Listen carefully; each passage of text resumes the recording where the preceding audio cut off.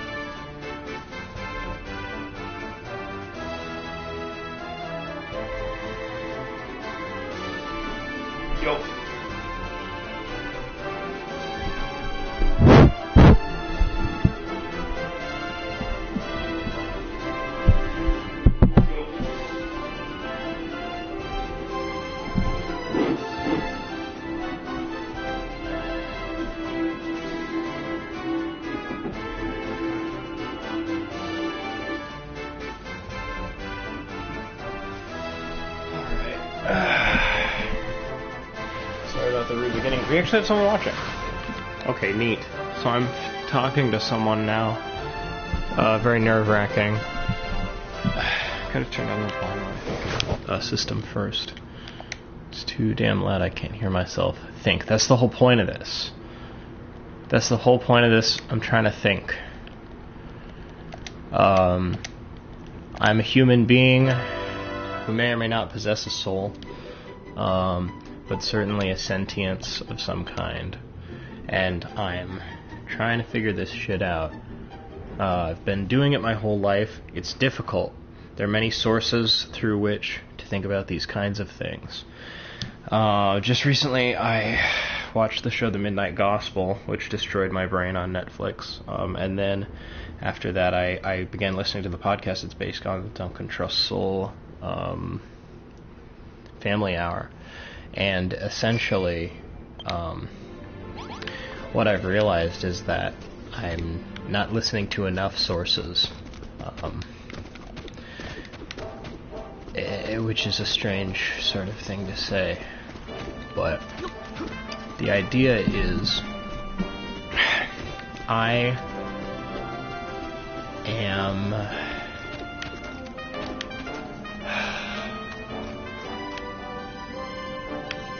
It's as though I'm in a great nothingness, almost. When I was young, all the way up through, through most of my life, my main source has been Christianity, right? Which is a system that is good and has value, but is somewhat hierarchical in nature, and that's not good, right? What the fuck? The dog? That's a dog. What? I don't remember what they're trying to get me to do right now. Oh, I'm following this guy. So, the point is, like, Christianity is a good source because it's changed the world for the better in terms of probably getting, like, barbaric people from, like, the very beginning of time to not just, like, randomly kill people out of nowhere. And that's, good, right? But to achieve it through fear can lead to a sort of intellectual laziness that I think is really easy. If you're basing your actions and your beliefs on fear, then you're not going to be able to expand outside of that. You'll be too afraid. So what I'm trying to do is break that fear. Not that I necessarily... Well, that I indefinitely in some ways feel it. I've often seen my life in a sort of dichotomy of, pleasure versus pain, escapism versus reality, things like this. And ultimately, what I'm realizing is that reality is a source and the non-reality is a source. This game is a source. This game is reading to me information from a smaller number of people than reality, which also has lessons to learn and is a canvas painted by, everyone living in it. For better or for worse, I'd say. I mean, I'd say ultimately for worst, and then there's, of course, the fact that, well, that is real, right? You want to experience reality. But I don't know, I'm really, really trying to press up against this. This is what I want to solve. Is there more to be learned by being a human that exists? Or from playing video games? Playing video games, etc. I mean, video games, food, sex, film, television, like all this stuff is essentially the same in that they're all just different transmission means, you know, they're all just sources in their own way. But the one thing that differentiates them from reality is that, first of all, they're bought and sold, which is sort of creepy. There's a creepy element to it. You have to create rather than destroy to get out of this room. That's sort of interesting. I always, I guess, apparently, want to destroy. Anyway, just walking through life like, you know, super hardcore Christian in high school. And then after high school, it's like we get to college where it's like I'm so stressed out, I'm so angry, I'm so like rejected by everyone around me and so uncomfortable with my own self that it's like I'm not in touch with reality at all. I lock myself up in my room and be like a hikikomori, and my connection with Christianity dwindles. I stopped praying because I don't know, I was clinging to it for a sense of hope, right? But what I'm realizing more and more is that, like, clinging to hope is sort of dangerous and weird and ultimately prevents you from, like, realizing any actual truths, and through those truths comes a sense of what could simultaneously be called happiness and fulfillment. At least, you know, I when I get into this sort of way of thinking, that's how I imagine it. Oh gosh, I love this environment we're in right now. So that happens, and it got me to a point where, you know, I see Christianity as being sort of a, like, not that it's solely a force for good, but I see it as kind of like a light-sided thing in general, just because, like, when I feel connected with God, I feel like the world is just a better place in general, which is why people probably say God is good and the world is good, because they believe that so thoroughly that they're connected with it. And I stopped feeling connected when I felt the world had turned on me, right? And I mean, I think that's an easy thing to do. And it's so easy, in fact, that it makes me feel like, no, you're not being held in place.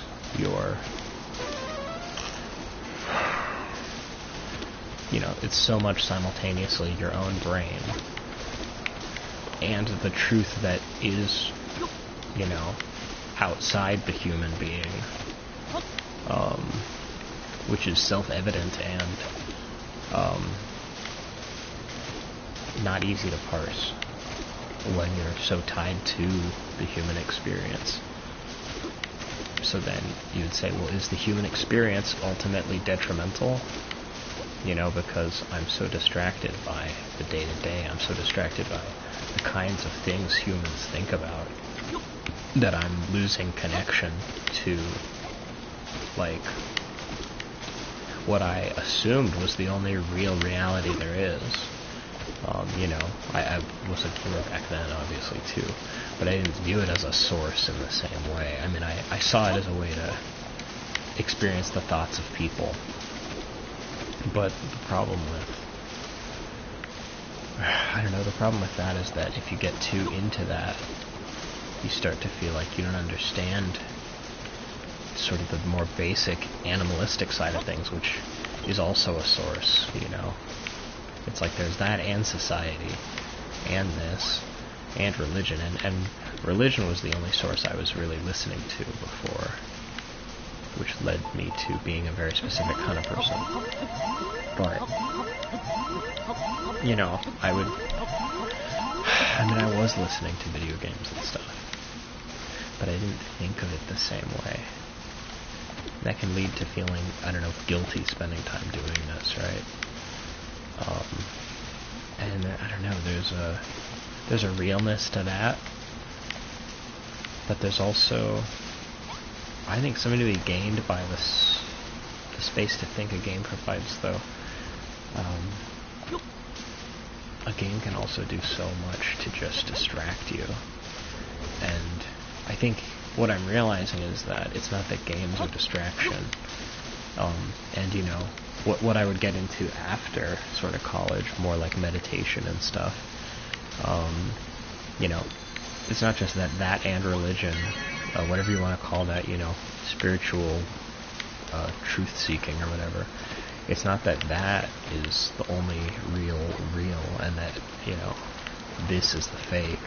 And it's not that, you know, society is fake and the human body and you know, animalistic desires and such are real. Or that all of that is more real than playing video games. It's like there's reality and fiction, but there's so much fiction to be found in reality, in the fake way that people talk to each other, in the artificial constructs of capitalism and whatnot. Like, that's also fake, that it pushes me to this as feeling more real.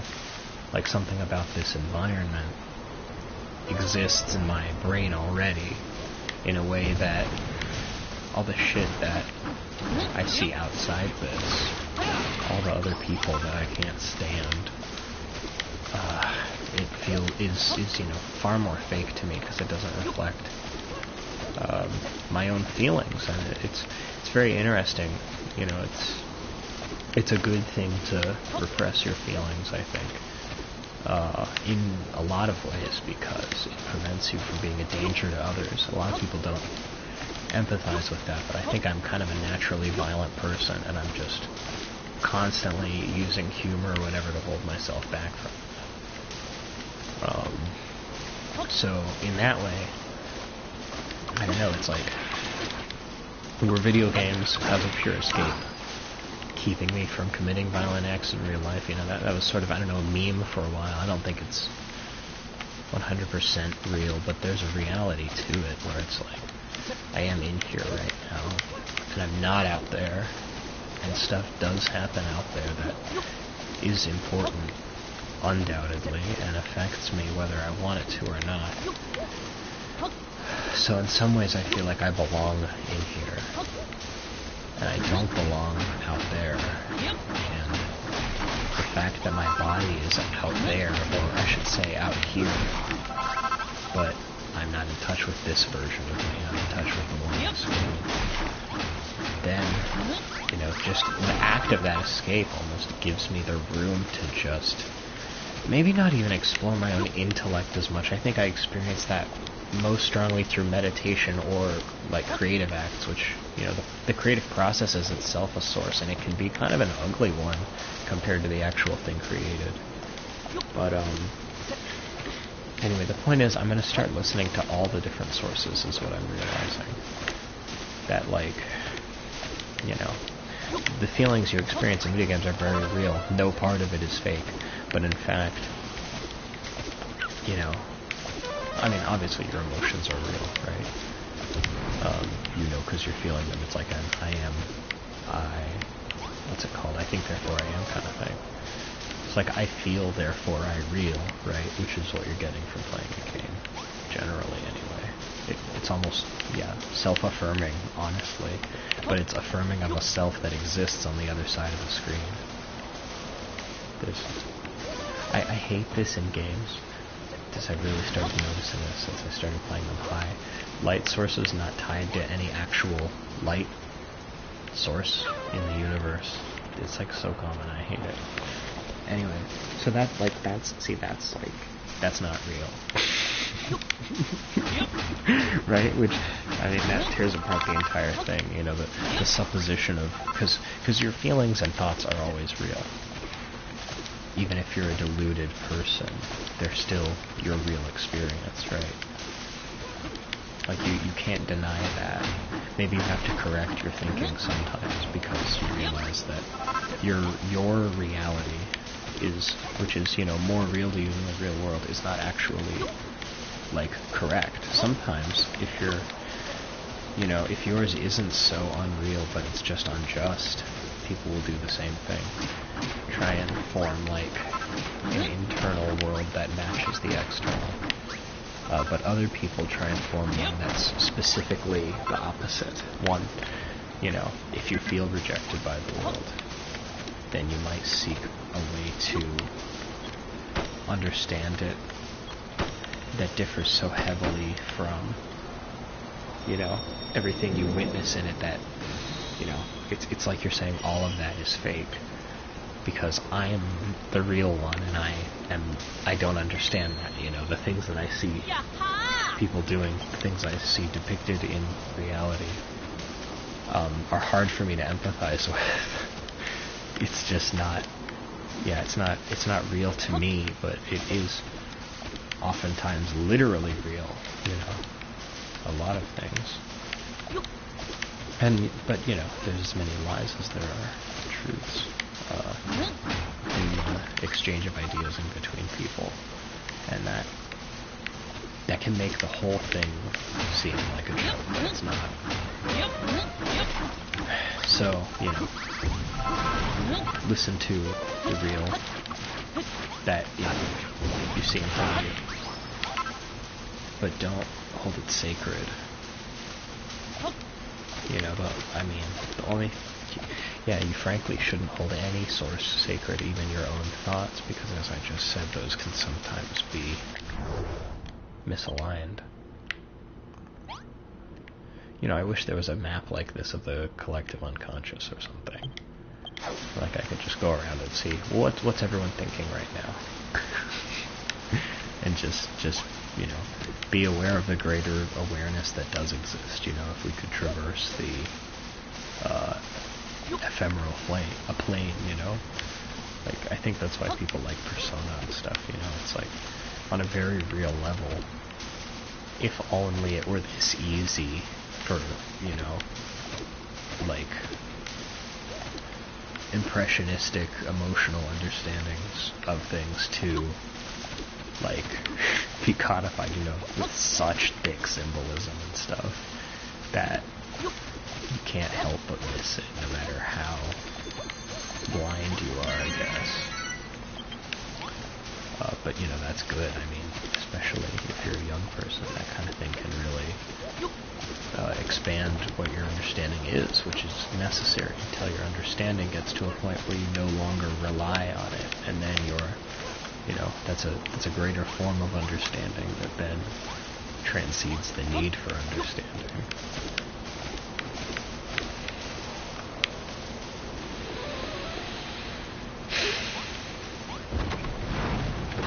See, that's the sort of thing I was hoping would happen, is I just talk enough that I come across like an idea I didn't think I had in my brain.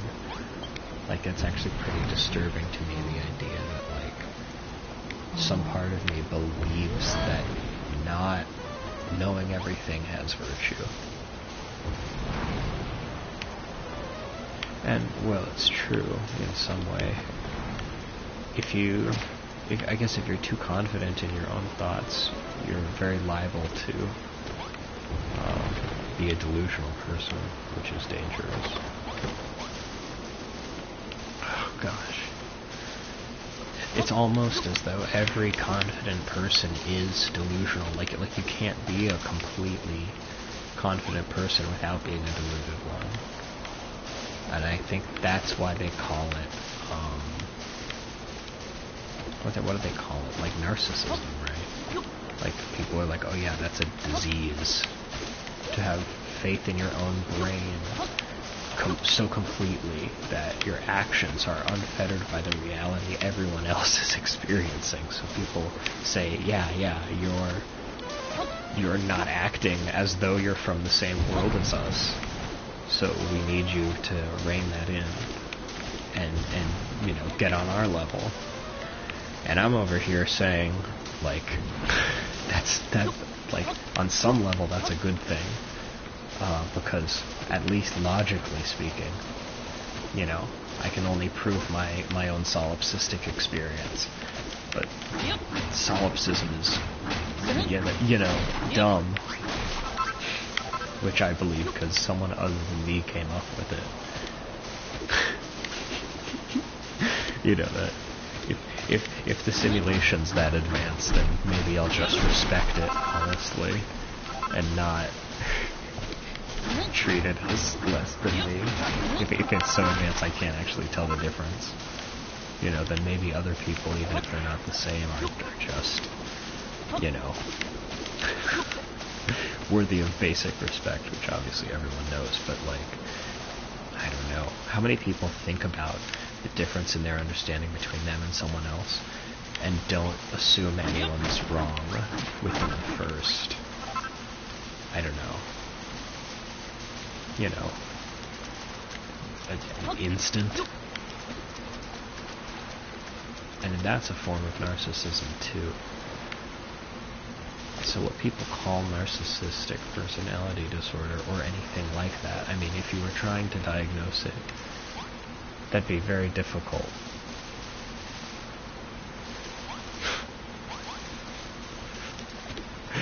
Saying this in front of two big Dragon Quest slimes. Gosh.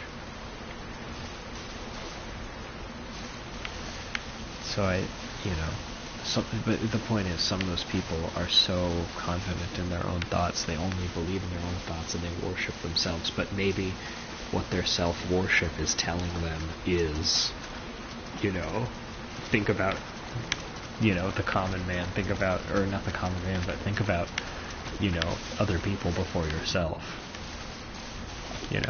I think that positive behavior, I think we would call it positive behavior, can also be born equally of narcissism. If we define narcissism as an adherence only to oneself, your selflessness is so intense that you want to limit the ability of others to be selfish, because you're like, oh, the world isn't even being selfless enough for what I believe. That's a type of abusiveness almost. It's certainly a type of delusional. But does that mean narcissism is always bad?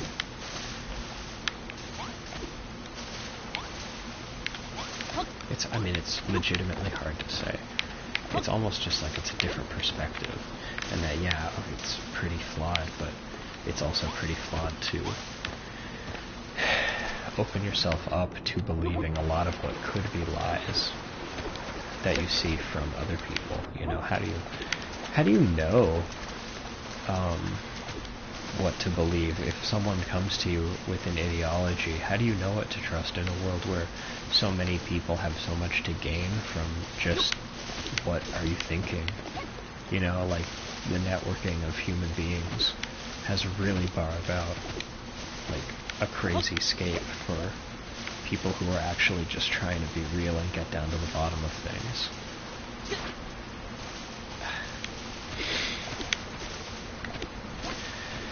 So I think that's it. I think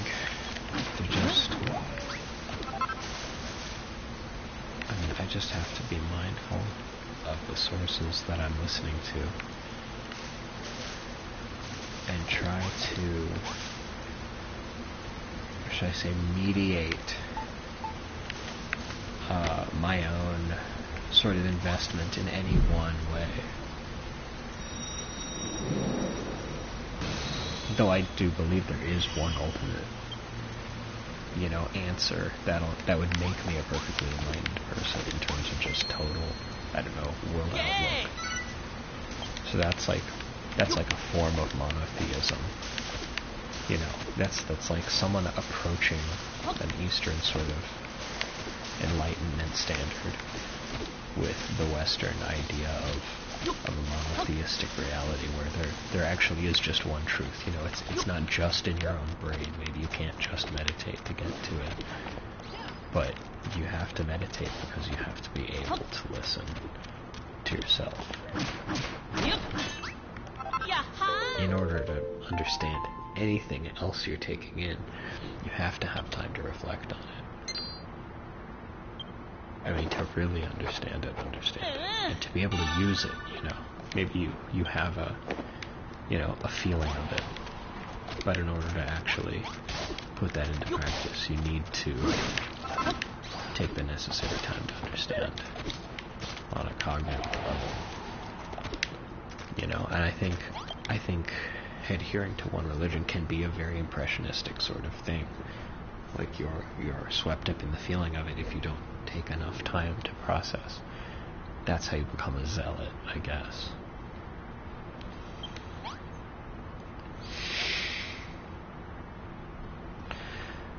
This is a very real sort of moment between me and this guy. Just not listening to the same sources at all. Can't even. Human and monster. But I like this game because it's about people like that coming together and forming understandings.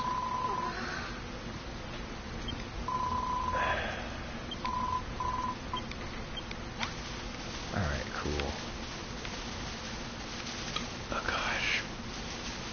So burpy. I ate a whole small pizza and a whole medium pizza yesterday. I think when I get back to town from this, then I'll, what's it called? After I get back to town from this, then I'll eat something. Yes. For a little while. But I'll stay on, I guess. I mean, I think I said a lot of what I wanted to say. But I also just kind of wanted to leave there to be space to come up with new things.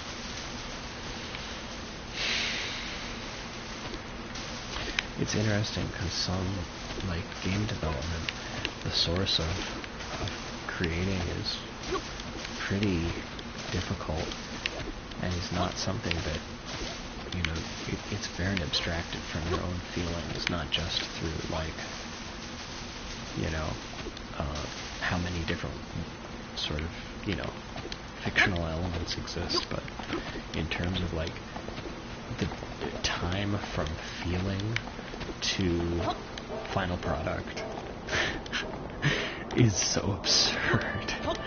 Like, I don't think anyone's ever worked on a game and felt the same way about it the entire time, and all of that is packed into the game. I mean, I think that's what I love about it, you know? It's like, I don't know, they're almost well-rounded in a way. Like, you know, that level earlier, maybe someone created that while they themselves were feeling like a great sadness. I mean, you know, Dragon Quest was made by 1 million people, but, you know, there's definitely some people who made the shaders and the, what's like the rain effects and stuff, like that's probably just a couple people, like maybe 3 to 5, and like those, like I think it's, you know, those people dug up some like real sadness to produce that kind of thing, you know. But ultimately, this game exists in a space where like this is also possible, like this view, which just seems like hope personified somehow. So that, I mean, maybe that's part of what's good about it, but, you know, it can also be lame if you're the developer and you're thinking, gosh, I wish I had that same sort of gut feeling as this other time I was working on it. There will always be parts where it feels like your heart's not in it, because, you know, per the phrase, it's really not, like you're just so tired, stressed out or something. But then in the end, you have a product that you look at and you say, oh wow, this actually reflects a lot more than just the feeling I had that inspired it. This reflects the person I was every day I was working on it. In some weird, inscrutable way, even if you're just programming something basic, you know, you can feel so like, oh, this is dumb. I want to get to, you know, the creative part, but in your mind, you're still forming the idea of the whole while you're working on it. So then when it does all come together, it reflects every part of that emotional arc that it took to make it. You know, it's not like improv music, you know, where it's just free-flowing feelings one to the next. Every moment of it is different and, you know, not meant to be looked at very zoomed out. And then you have, you know, art is the same way. Like, art is feeling to brush strokes so directly, which is awesome.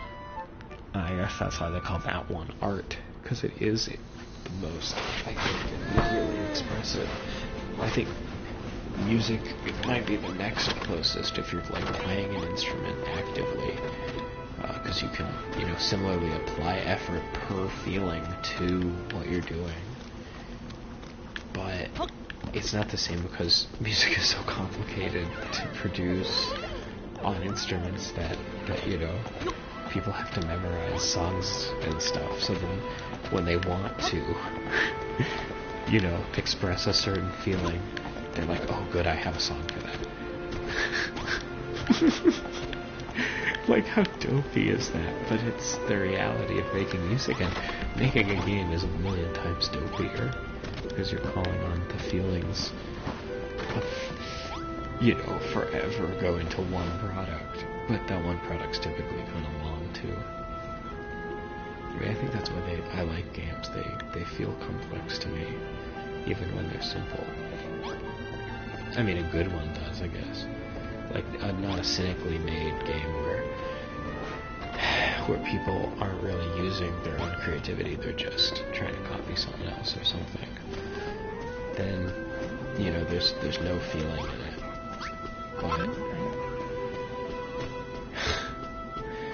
yeah, I think if the devs aren't too stressed out about like trying to make something everyone will like be able to recognize on a poster right away, then you can get stuff like this, which is still huge, but like relaxed enough that I feel like there's a lot of feelings in the minutia of it.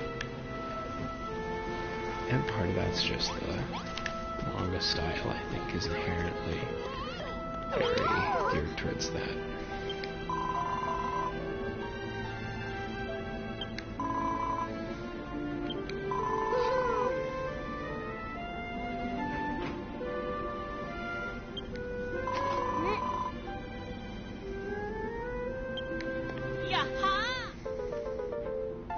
You know what? That's a nice little story. I think I'll cap this off here. But this has been good. And I hope I can go in and like edit this and cut out the beginning that was just like microphone testing noises. But hopefully someone watches this and learns something. I felt like I might have rambled around the same couple topics a lot, but promise me when I say my emotional understanding of what just happened is that I was stepping through a lot of different angles of the same thing. But that each of those angles showed something pretty different. So anyway, now to figure out how to even end one of these.